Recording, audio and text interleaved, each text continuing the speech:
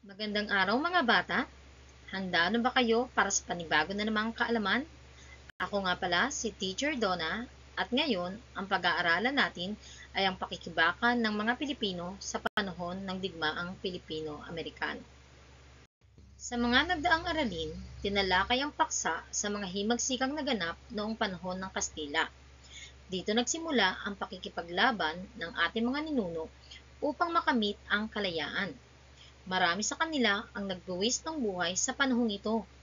Sa araling ito, malalaman at masusuri mo ang pakikibaka ng mga Pilipino sa panahon ng digmaang Pilipino-Amerikano. Pagkatapos pag-aralan ang araling ito, inaasahan na iyong nasusuri ang pakikibaka ng mga Pilipino sa panahon ng digmaang Pilipino-Amerikano, na pagsusunod-sunod ang pakikibaka ng mga Pilipino sa panahon ng digmaang Pilipino-Amerikano at napahahalagahan ang pakikibaka ng mga Pilipino sa panahon ng digmaang Pilipino-Amerikano upang ipaglaban ang ating kalayaan. Handa ka na bang tuklasin ang mga pakikibaka ng mga Pilipino upang makamit ang kalayaan sa panahon ng digmaang Pilipino-Amerikano na naging daan sa tinatamasa nating kalayaan ngayon? Sa bahaging kanan ay may mga katanungan na maaaring gusto nyo ring itanong at malaman. Kaya, magsimula na tayo sa ating aralin. Ano nga ba ang pakikibaka na ginawa ng mga Pilipino at paano nga ba ito nagsimula? Nagtagumpay kaya sila? Paano nila nalampasan ang digmaan? Bilang pasimula, gawin ang gawain sa pagkatuto bilang isa. Suriin ang salita sa ibaba. Punan ng impormasyon ang fact-storming web sa ibaba. Matapos punan ng mga hinihinging impormasyon ay sagutan ang mga tanong sa ibaba.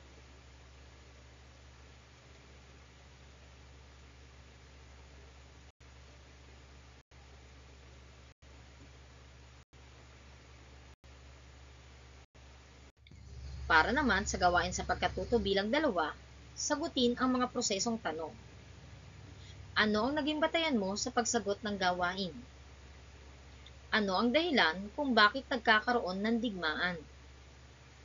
Ano ang posibleng mangyari sa panahon ng digmaan? Ipaliwanag. Gamit ang organizer sa itaas, pasagutan mo ito sa isa sa mga kasama mo sa bahay at paghambingin ninyo kung ito ay may pagkakatulad o pagkakaiba. Ipaliwanag kung sa paanong paraan.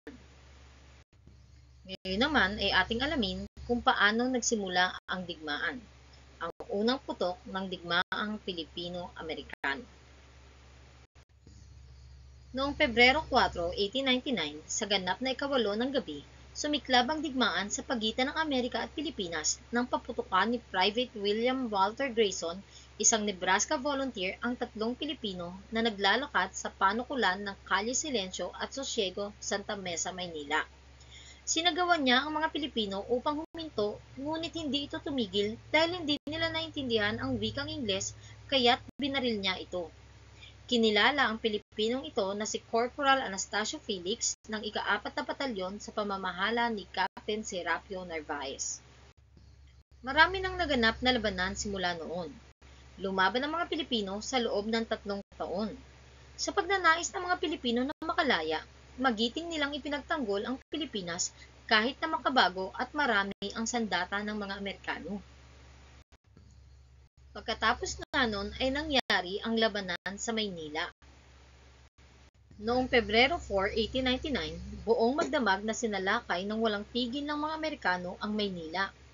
Umaga ng Pebrero 5, sa La Loma, napasok ng mga Amerikano ang Maypahok.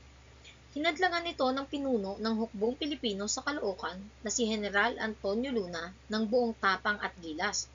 Ngunit natalo sila at umurong at nagtungo sa Pulo, Bulacan.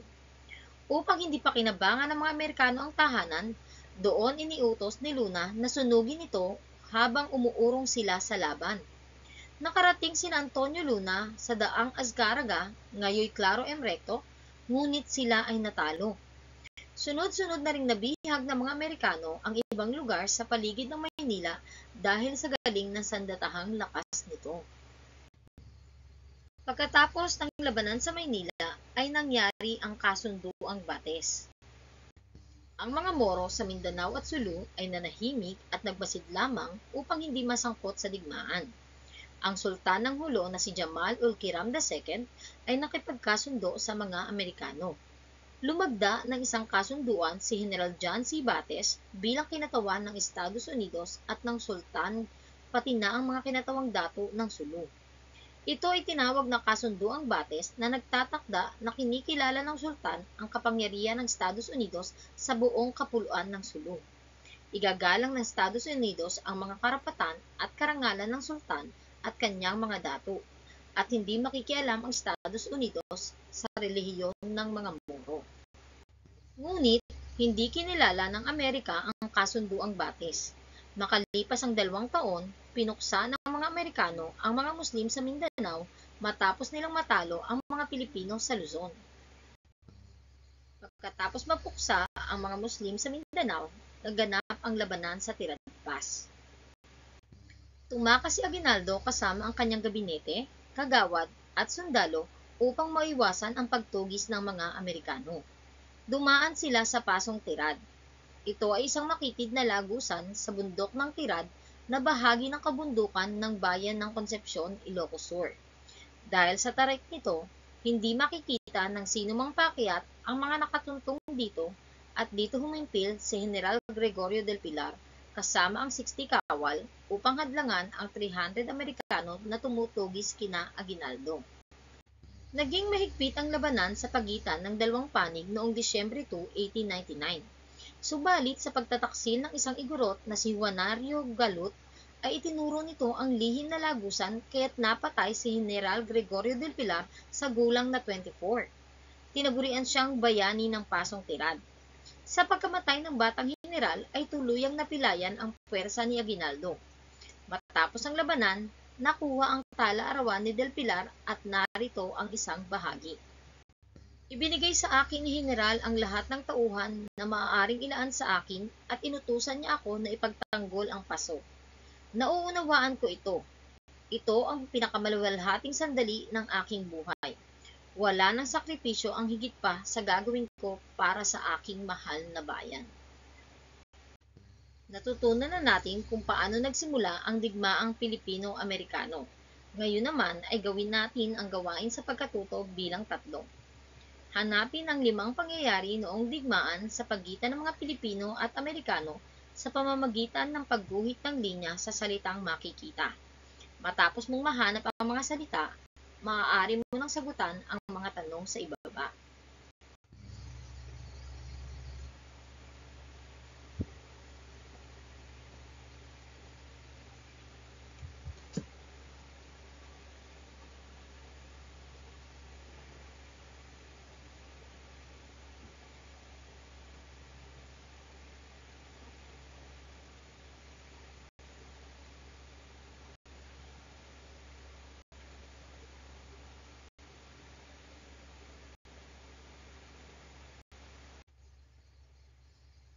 Ngayon naman ay sagutin ang mga tanong sa ibaba. Number 1, pumili ng isa sa mga nahanap mong salita. Talakayin kung ano ang mga ginawang pakikibakan ng mga Pilipino sa iyong napili. Number 2, sa panahon ngayon ay marami tayong kinahaharap na hamon. Sa mga pangyayari sa itaas, alin ang maaari mong ihambing dito at bakit? Pangatlo, kung ang mga Pilipino noon ay may paraan sa pakikibaka, ano naman ang magiging paraan mo para sa kinakaharap na hamon na napili mo sa 2 bilang? Paano mo ito isasagawa? Sagutin natin. Para sa gawain sa pagkatuto bilang 4, basahin at unawain ang sumusunod na pangungusap. Tukuyin ang ipinapahayag ng bawat isa sa pamamagitan ng pagsulat sa patlang ng wastong sagot.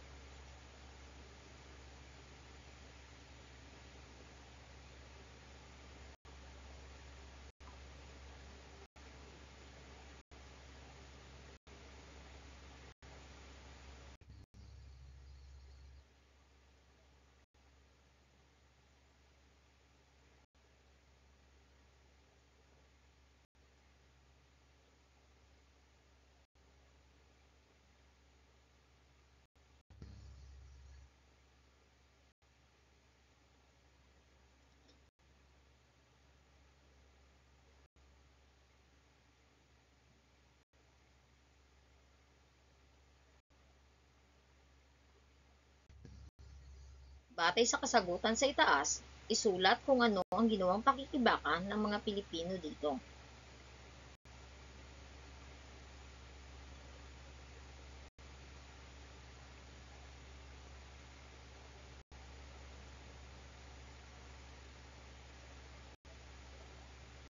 Magaling! Natapos mo ang isa na namang panibagong aralin. Binabati kita. Hanggang sa susunod!